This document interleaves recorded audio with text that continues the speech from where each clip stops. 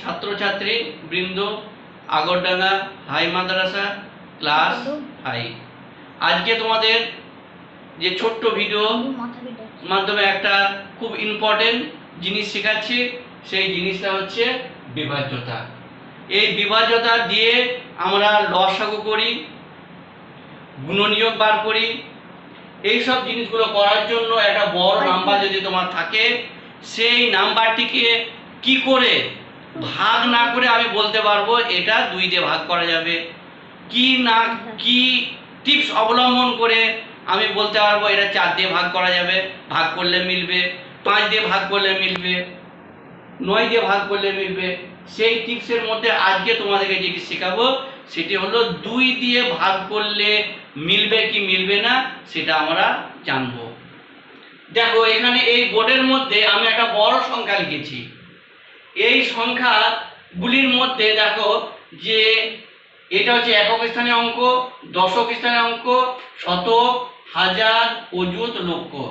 এই সংখ্যাটা 2 দিয়ে ভাগ করলে মিলবে কি মিলবে না তার নিয়ম আজকে তোমাদেরকে শেখাবো। সেটা শেখার জন্য হচ্ছে প্রথমে একক স্থানীয় অঙ্কটিকে আমাকে দেখতে হবে। একক স্থানীয় অঙ্কটা যদি জোড় সংখ্যায় হয় তাহলে 2 দিয়ে ভাগ করলে মিলবে। একক স্থানীয় অঙ্কটা যদি জোড় সংখ্যা হয় তাহলে 2 দিয়ে ভাগ করলে মিলবে। এবার জোড় সংখ্যা বলতে কি বোঝায়? জোড় সংখ্যা হলো 0, 2, 4, 6, 8। অর্থাৎ এই যে একক স্থানীয় অঙ্কে যদি 0, 2, 4, 6, 8 থাকে তাহলে এই সংখ্যাটা 2 দিয়ে ভাগ করলে মিলবে। যেরকম 98, এই সংখ্যাটা আমি লসাগু যখন করতে যাব তখন এটা 2 দিয়ে ভাগ করলে মিলবে কি মিলবে না তার নিয়ম হচ্ছে শেষের সংখ্যা একক স্থানীয় অঙ্কটা হচ্ছে কত 8, সেটা হচ্ছে জোড়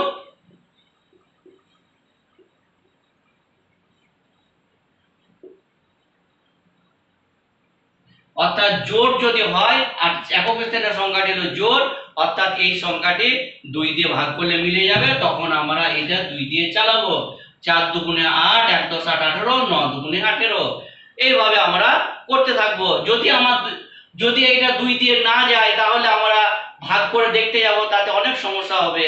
এই বিভাজ্যতা ক্লাস 5, 6, 7, 8, 9, 10 প্রত্যেকের জন্যই প্রয়োজন। আমরা যখন ক্লাস 8, 9, 10 এর লসাগু করব, বর্গমূল করব, তখন আমাদের এই বিভাজ্যতাগুলো যদি জানতে পারি তাহলে বড় বড় অঙ্ক ক্যালকুলেশনের সুবিধা হবে। শুধু তাই 5 নয়, এটা 5, 6, 7, 8, 9, 10 প্রত্যেকের জন্যই জরুরি।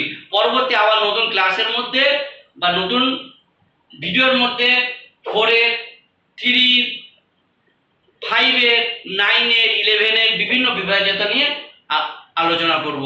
অবশ্যই এই টিপসটা 5 to 10 আমার আগরডাঙ্গা হাই মাদ্রাসার ছাত্রছাত্রী প্রত্যেকে মনে রাখবে। ধন্যবাদ।